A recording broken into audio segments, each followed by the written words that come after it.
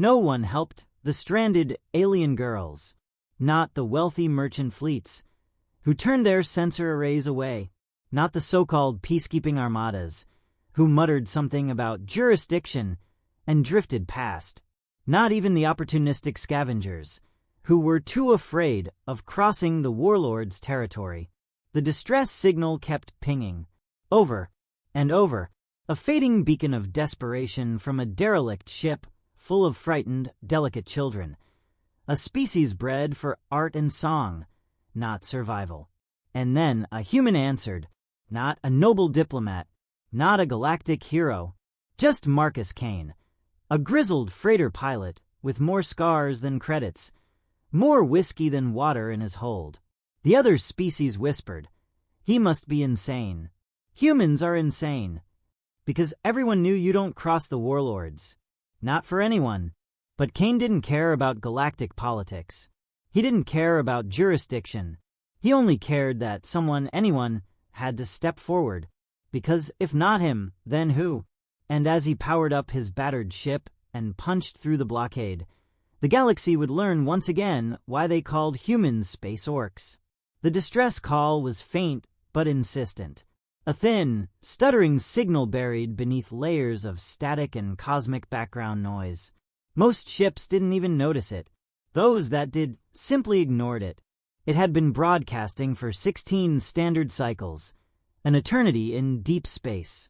Each ping a quiet scream for help from a ship no bigger than a commuter ferry, now little more than a cracked shell adrift above a barren rock. Inside the wreck, a handful of alien girls huddled together, their translucent skin glowing faintly in the dim emergency lights. Their species, the Ilari, were famed for their beauty, their fragile physiology, and their haunting angelic voices. But beauty wasn't a shield. Once, their homeworld had been lush with light and sound. Then the warlords came, brutal, flame-cloaked conquerors who had no use for art or innocence. The Ilari had fled in whatever ships they could, scattered across the stars like embers in a storm. Most were snuffed out before they even cleared orbit. This group had made it further than most, but their luck had run dry. Now they sat waiting for air to run out, their too large eyes staring at nothing, their tiny hands clasped in silent prayer. No one was coming. The nearest spaceport had received the signal, but the station master wasn't suicidal. "Warlord territory," he grunted, switching off the transmission. "Ain't my problem." The Galactic Peace Corps? Busy negotiating mineral rights in some distant sector. The merchant guilds? Too risk-averse. The scavenger fleets? They might have considered picking the wreck clean, if not for the warlord patrols. So the signal went unanswered. Until now, on the edge of the system, a battered freighter dropped out of FDL with a groan and a sputter of failing thrusters. Its paint was scorched, its hull dented from too many fights, and its pilot, well, Marcus Kane wasn't anyone's idea of a hero. A human, the species galactic scholars had dubbed primitives turned predators. To most of the galaxy, humans were troublemakers, unpredictable, dangerous. Some whispered other names for them. Monsters, madmen, space orcs.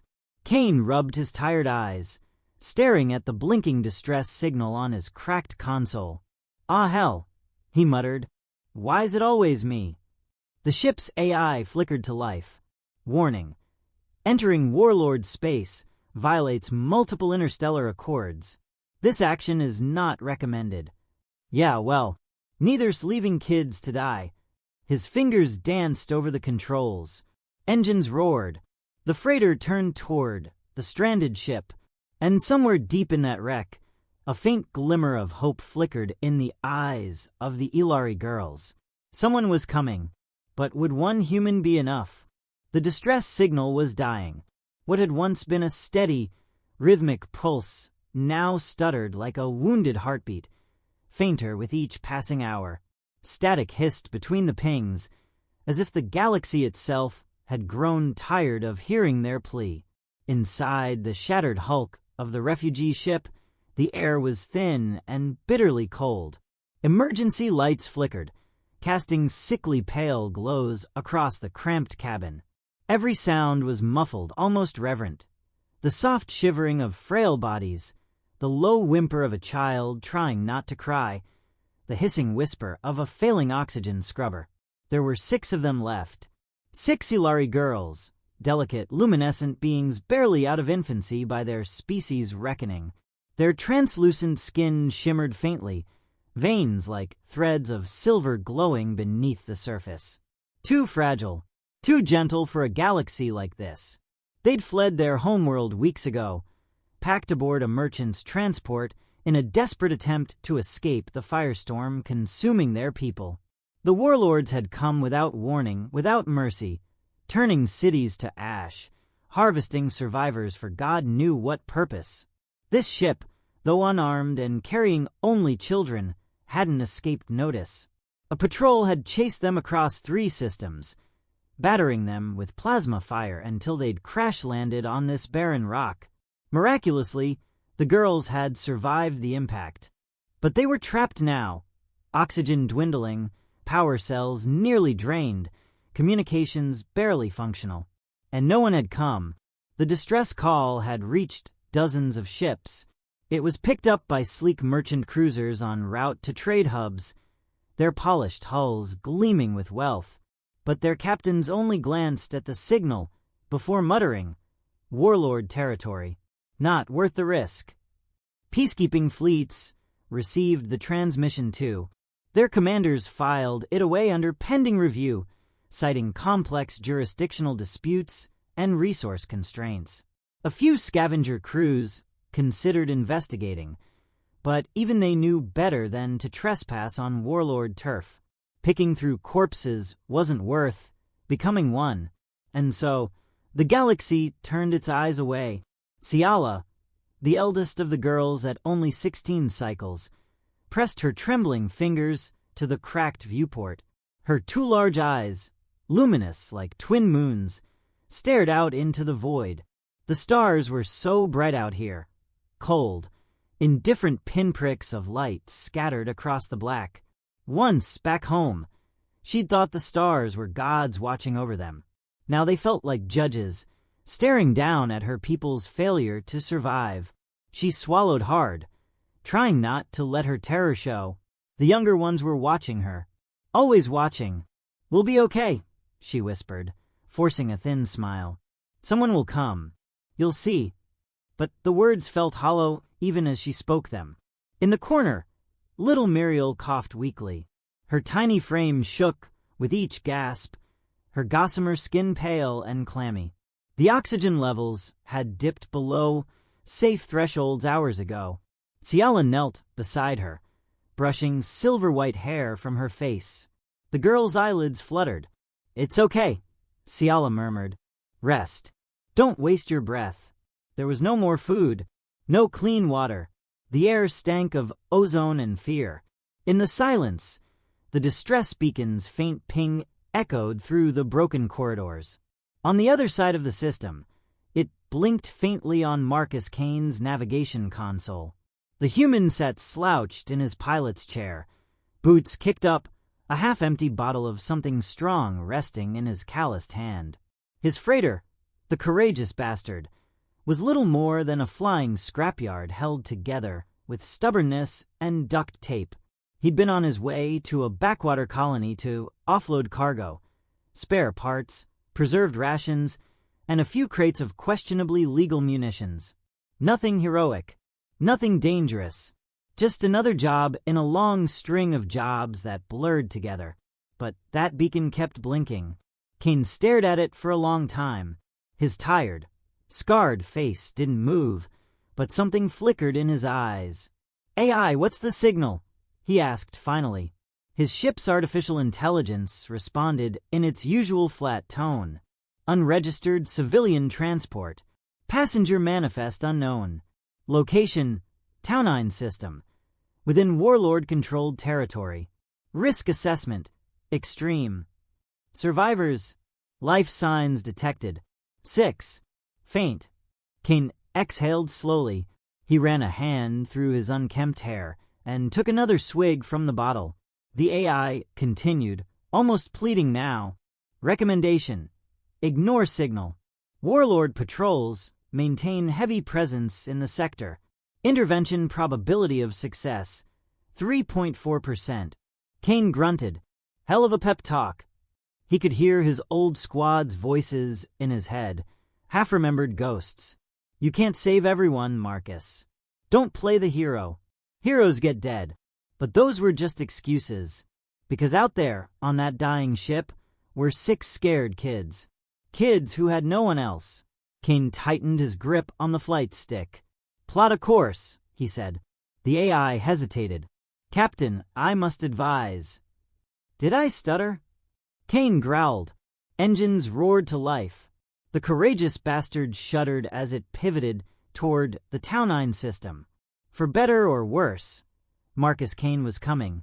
The courageous bastard shuddered as it punched into Warlord-controlled space. Red warning icons bloomed across Marcus Kane's display like angry wasps.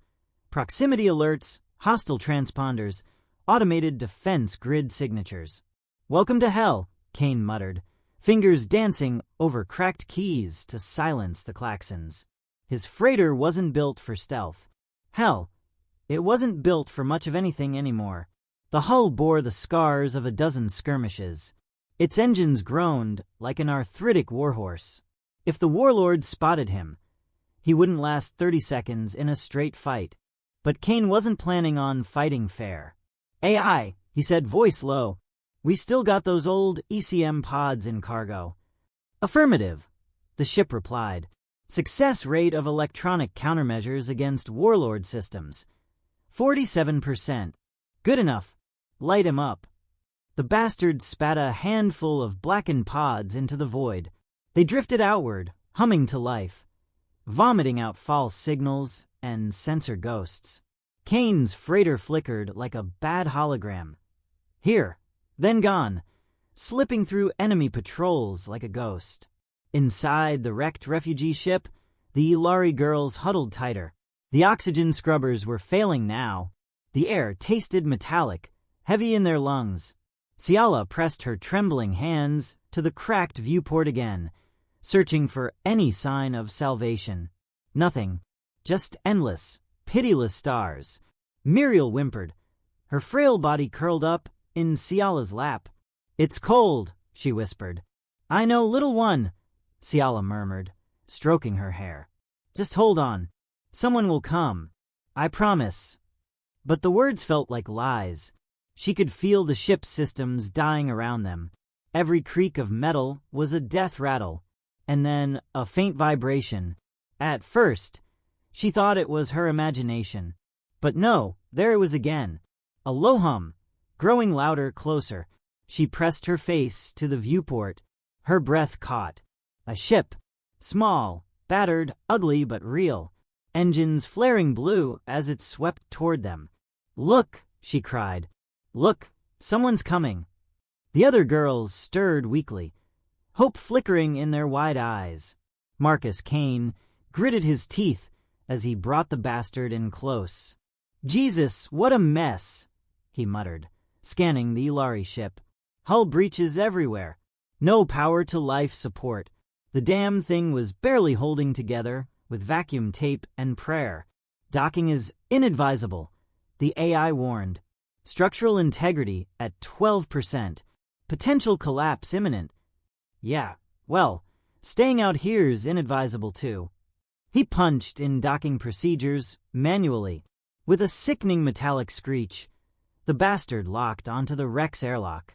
Kane grabbed his rifle, a battered old pulse carbine with scratches from 3 different wars, and yanked a rebreather mask over his face.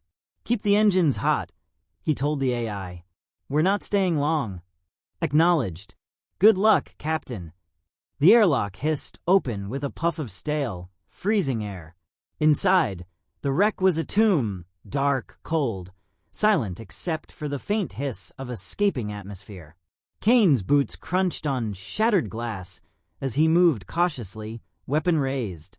He found them in the central cabin, 6 small, glowing shapes huddled together like frightened rabbits. Big eyes stared at him, luminous and unblinking. For a moment, no one moved. Then one of the older girls, Ciala, stepped shakily forward, placing herself between him and the others. Her hands were raised in a gesture of peace, but her body trembled like a leaf in a storm. Please," she whispered in broken standard. "Don't hurt us." Kane lowered his rifle. Slowly, deliberately, he pulled off his rebreather mask, revealing a lined, weathered face and tired human eyes. "Not here to hurt you, kid," he said gruffly. "I'm here to get you out." Ciala blinked. She'd heard stories of humans, terrifying stories of monstrous predators who laughed in battle and tore their enemies apart with bare hands. But this one didn't look like a monster. He looked tired and sad. "See, can you really help us?" she asked. "Gonna damn well try." He moved quickly, assessing their condition. Oxygen dangerously low. 2 of the girls too weak to walk. No time to waste. "All right, listen up," he said, his tone snapping the girls to attention. "We've got one shot at this. Grab what you can carry and stick close. Anyone falls behind, you get back up or I come back for you. Understood?" They nodded. Even little Muriel managed a weak sound of agreement. Kane scooped up the smallest child and motioned for Ciala to take point behind him. "Let's move." But as they reached the airlock, his ship's AI broke in. "Warning! Hostile signatures inbound. Warlord patrol intercept in 4 minutes." Kane's jaw tightened. "Of course they are," he muttered. He hustled the girls into the freighter, sealing the airlock behind them.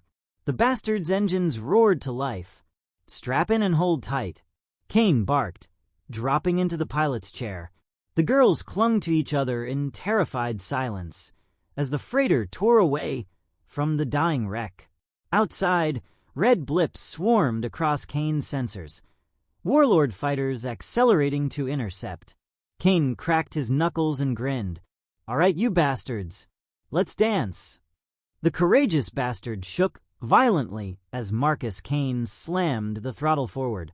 The engines screamed in protest, their ancient cores spitting sparks as the battered freighter lurched into motion. The inertial compensators groaned under the strain. Behind them, the first Warlord interceptor broke out of sublight, sleek and predatory, its blood-red hull glowing like molten steel. Seconds later, 2 more emerged, fanning out like wolves herding prey. The girls screamed as a volley of plasma rounds streaked past, lighting up the cockpit in blinding flashes of green. The old freighter's shields flared weakly, barely holding under the strain. 3 hostiles locked on, the ship's AI intoned, maddeningly calm. "Intercept in 42 seconds. Evade or engage." Kane's eyes narrowed. "Evade. Weapons are for people who can afford them." In the cargo hold, Ciala clung to a support beam, trying to calm the younger girls. The youngest, Muriel, buried her face in Ciala's chest as another near-miss rattled the ship. Is he going to save us?" one of the girls whimpered. Ciala didn't answer right away. She wasn't sure. This human wasn't what she'd imagined from the horror stories whispered in refugee camps. No savage monster. No blood-soaked warlord. But the way he sat in that pilot's chair, back straight, jaw tight, hands steady, there was something terrifyingly certain about him. Like he'd done this before. Like no amount of odds would stop him. "Yes," Ciala said finally. "He will." Kane's knuckles whitened on the controls as he threw the bastard into a sharp dive, skimming dangerously close to the jagged surface of a barren moon. Dust and debris exploded in their wake as Warlord plasma bolts slammed into the ground behind them. The AI chimed again. "Caution. Hull stress approaching critical threshold. Evasive maneuvers not sustainable at current velocity." "Yeah. Well, dying's not sustainable either." Kane's lips curled into a grim smile. He'd done crazy runs before. smuggling contraband past consortium blockades, evacuating a colony while pirates swarmed the sky. But this was a new level of stupid, and yet he couldn't stop, not when there were kids in the hold, staring at him with those wide, terrified eyes, not when he knew no one else would come. The lead warlord ship fired a disruptor torpedo. A blue-white streak screamed toward them. "Brace!" Kane barked. He yanked the controls hard to starboard. The torpedo clipped their port side, detonating in a blinding flash. The bastard rolled violently, alarms howling as the shields failed completely. Sparks rained down in the cockpit. A secondary console blew out in a shower of smoke. Shields offline. Structural integrity at 47%. The AI warned. "Plenty to spare," Kane growled. He punched in a manual override, cutting the engines mid-dive. The sudden deceleration sent the warlord ships overshooting past him. Their pilots caught off guard. Before they could recover, Kane slammed the throttle back to full, angling straight for a dense asteroid field. "Warning! Asteroid field density exceeds safe navigation parameters," the AI said. "Safe navigation's for quitters," Kane snapped. The freighter plunged into the tumbling chaos of rock and ice. Massive asteroids drifted lazily, each one big enough to crush them into powder. Smaller debris pinged off the hull like hailstones. The warlord ships followed, less cautious, plasma cannons blazing. Kane grinned darkly. Amateurs. He weaved the bastard through impossible gaps, engines roaring as the freighter danced between spinning boulders. Once, twice, a scraping impact made the whole ship shudder, but it held together. Barely. One warlord interceptor wasn't so lucky. It clipped a massive asteroid, pinwheeled out of control, and exploded in a fiery bloom. The girls cheered weakly in the cargo hold. Kane's grin widened. One down. The remaining two ships adapted, hanging back and waiting for a clear shot. Kane didn't give them one. He spotted a pair of colliding asteroids ahead and gunned the engines, rocketing through the narrowing gap just before impact. The warlords hesitated. Too slow. The two asteroids slammed together in a cataclysmic explosion of rock and dust. One interceptor was obliterated instantly. The second veered wildly, shields flaring. Kane didn't stick around to see if it survived. The freighter burst free of the asteroid field, battered and smoking, but alive. "Hostile signatures lost," the AI reported. "Long-range sensors clear." Kane let out a long breath and slumped back in his chair. "Holy hell," he muttered, rubbing his eyes. "We made it." In the hold, Ciala and the others clung to each other, laughing and crying in relief. Kane glanced at a cracked photo taped to the console, his old squad, smiling before it all went to hell. "This one's for you, boys," he said softly. Then he hit the comms. "This is Marcus Kane of the Courageous Bastard. Refugees secured. Heading for safe harbor." For once, the galaxy didn't seem so cold. The Courageous Bastard drifted through the black, engines on low burn. Inside, it felt unnaturally quiet. Too quiet after the chaos of the chase. Marcus Kane sat alone in the cockpit, staring at the cracked console display. His hands were still trembling, though he'd never admit it. "Status report," he muttered. "Hull integrity at 39%, the AI replied. "Engines operating at 63% efficiency. Shields offline. Weapon systems non-functional. In other words, we're screwed if they catch us again." "Affirmative." Kane ran a hand down his scarred face, exhaling slowly. He'd pulled off insane runs before, but this one had been damn near suicidal. And for what? 6 alien girls in the hold. No bounty, no payment, just hungry mouths, frightened eyes, and the inevitable crosshairs of the warlords, now painted squarely on his back. "Why the hell do I keep doing this?" he whispered. But deep down, he already knew the answer. In the cargo hold, Ciala watched over the younger ones as they slept huddled together under a threadbare blanket Kane had tossed their way.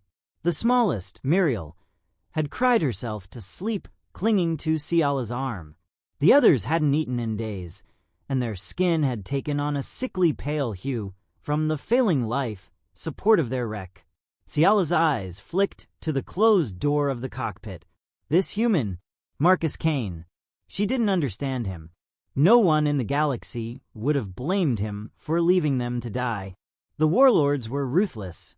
Even the great consortium wouldn't openly oppose them. Saving a handful of Ilari refugees wasn't worth a suicide run. And yet he came. Alone, she tightened her arms around Muriel. What kind of creature risked everything for strangers? Later, Kane appeared in the hold, carrying a battered ration pack and a canteen. "All right, kids," he said gruffly, kneeling down. "Time to eat. It ain't much, but it'll keep you alive until I can scrounge up something better." The girls shrank back instinctively. Even Ciala felt her heart hammer in her chest. Up close, the human seemed impossibly large, broad shoulders, hands like iron, eyes sharp and predatory. "Hey," Kane said softly, holding up both hands. "Not here to hurt you. You're safe now." Ciala swallowed hard, then forced herself to meet his gaze. "We're not used to humans." "Yeah," Kane said dryly. "Humans gotta rep monsters. Space orcs. I've heard it all." He set the rations down carefully and backed away. "Eat. Rest. We've got a long ride ahead." Ciala hesitated, then picked up a ration bar. It was hard and tasteless, but she forced a smile for the younger ones. "See? It's okay," she said, breaking it into pieces. One by one, the girls took timid bites. Kane watched from the doorway. Once, long ago, he'd been part of something bigger. A squad of hard-bitten bastards who took on impossible odds because nobody else would. They were all dead now. Now here he was, playing babysitter to 6 alien kids. "Captain," the AI chimed. "Incoming message from Consortium Border Patrol. Shall I respond?" "Hell no," Kane said. "Last thing we need is more eyes on us." He glanced back at the girls. They were already looking stronger, even after a single meal. The older one, Ciala, caught his eye and nodded in silent thanks. Kane grunted and headed back to the cockpit. As the freighter coasted onward, Ciala whispered to the others. "He's different. Not like the others." "Do you trust him?" asked one of the girls, her voice small. Ciala thought for a moment. The stories of humans still haunted her. Ruthless warriors who laughed in battle and turned whole planets to ash. But this one, "He saved us," she said softly. "That's enough for now." In the cockpit, Kane leaned back in his chair, staring at the stars. "AI," he said. "Set course for EO station. Back channels only." "Acknowledged. Estimated arrival, 14 hours." Kane rubbed his temples. EO station was neutral ground, but the warlords would be hunting him. He'd made himself a target now, but hell, maybe it was worth it. For the first time in years, he felt something other than numbness, something raw and dangerous stirring in his chest. Hope. "All right, girls," he murmured to himself. "Let's get you home." EO station loomed ahead like a rusting colossus. A sprawling neutral hub at the edge of Consortium space. It wasn't pretty, more like a patchwork of bolted-on modules and leaking vent stacks, but it had one saving grace. Warlords usually avoided it. Too many eyes, too many factions, itching for a reason to settle old grudges.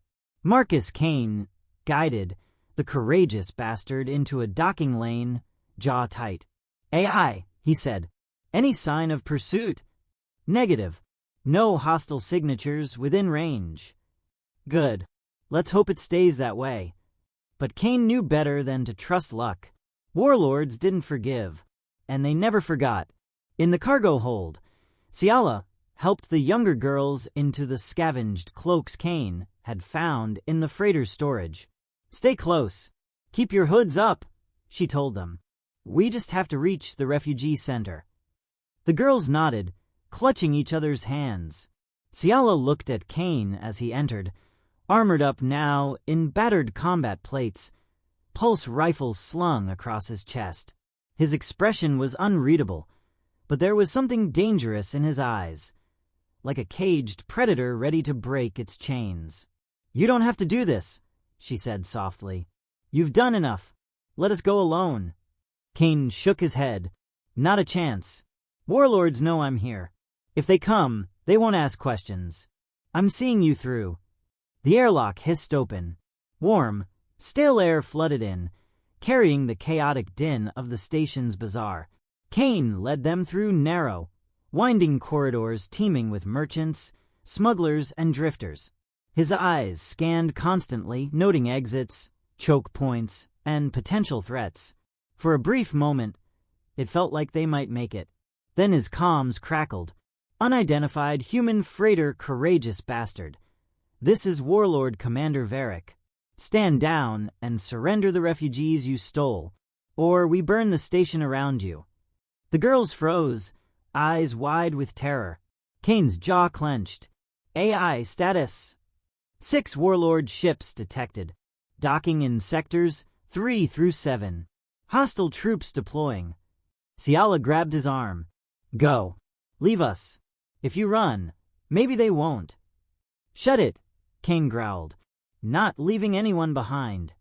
He tapped his rifle's charge indicator. Full. Just enough for one last stand. They took refuge in a maintenance corridor near the refugee center. Kane herded the girls behind a bulkhead. "Listen up," he said. "You don't move until I say. When I tell you to run, you run and don't look back. Understood?" Ciala's eyes brimmed with tears, but she nodded. "Good girl." Kane turned back to the corridor entrance. Heavy footsteps echoed, armored warlord enforcers, plasma rifles humming. Kane exhaled slowly. "All right, you alien bastards," he muttered. "Let's see how scary a human really is." The first enforcer rounded the corner. Kane didn't hesitate. His pulse rifle spat a 3-round burst that punched through the alien's chest plate and dropped it like a sack of meat. Alarms blared as more warlords surged forward. Kane fought like a man possessed.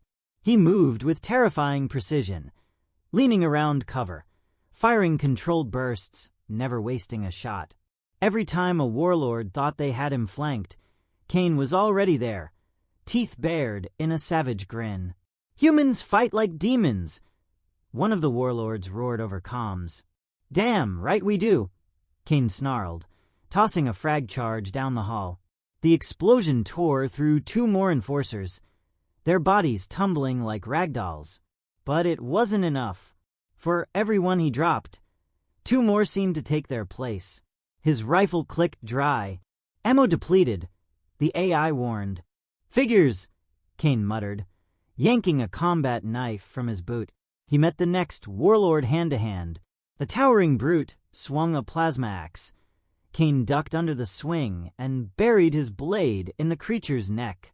Another charged, and Kane slammed its head into the bulkhead until its skull cracked. Blood, blue, red, black, spattered the walls. Kane was a whirlwind of violence, all scars and fury, the embodiment of every nightmare the galaxy whispered about humans. But even demons get tired.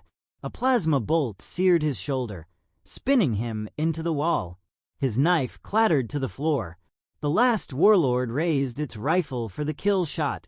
Then a blast of energy tore through its chest from behind. Kane blinked through the pain. Ciala stood there, clutching a fallen warlord's weapon, hands shaking but eyes blazing. "You don't touch him," she said fiercely. The corridor fell silent. Kane staggered upright, breathing hard. "Nice shot, kid." Ciala ran to him, helping him stay upright. "We have to move. More are coming." "Yeah," Kane grunted. "But not for us." Outside, Consortium security finally engaged the warlord forces, unwilling to let the fight spill further into their station. Kane led the girls through the chaos, into the refugee center at last. A medic rushed forward, ushering them into safety. As the doors sealed behind them, Ciala turned to Kane. "You're staying." Kane shook his head. "Can't. Warlords know my face now. Staying here would just paint a target on you." She grabbed his hand. "Why? Why risk so much for us?" Kane's tired eyes softened. "Because somebody's gotta." He pulled away and limped back toward his ship. As he disappeared into the crowd, Ciala whispered, "Monsters don't save lives. Maybe humans aren't monsters after all.